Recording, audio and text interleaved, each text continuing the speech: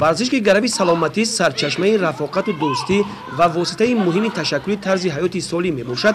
بخش جوانان ورزش در شهر ترسوزاده بخشیده به هر عید و جشن‌ها مسابقه های ورزشی فوتبال، والیبال، بسکتبال، دویدن و غیره ها را تشکیل نموده جوانان نورستان را به ورزش بیشتر جلب می‌نمایند. بخشیده به سال رشد سیاحی و هنرهای مردمی و 30 سالگی استقلال دولتی جمهوری تاجیکستان طول یک ماه است که از طرف شعبه وزارت کارهای داخله در شهر ترسوزاده بخش جوانان و دستگیری مقامات اجرایی حکومت دولتی در شهر ترسوزاده برای دریافت جام وزیر کارهای داخله جمهوری تاجیکستان مسابقه فوتبال خرد میان جوانان نورستان گذرانده شد که در آن دسته‌ها از تمام کارخانه و تشکیلات و جماعت و دهات شامل بودند. هر یک دسته با اسلوب و مهارت به خود خاص در میدان هنرنمایی نموده کوشش می‌نمایند که تا از جایزه‌های تأسیس داده کمیته تدارکات بی بهره نماند.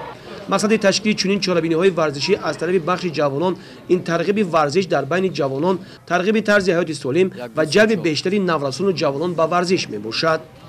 طول یک هفته می شود که بر مسابقه فوتبال بین نورستان اشتراک کرده سزاوار جای اول را گرفته. در تشکیل کنندگان مسابقه می‌ندار هستیم که برای ما کودکان و نورستان چنین مسابقه تشکیل کردند. ما کوشش میکنیم که در آینده دعوت خویش را در عرصه بین‌المللی معرفی نماییم.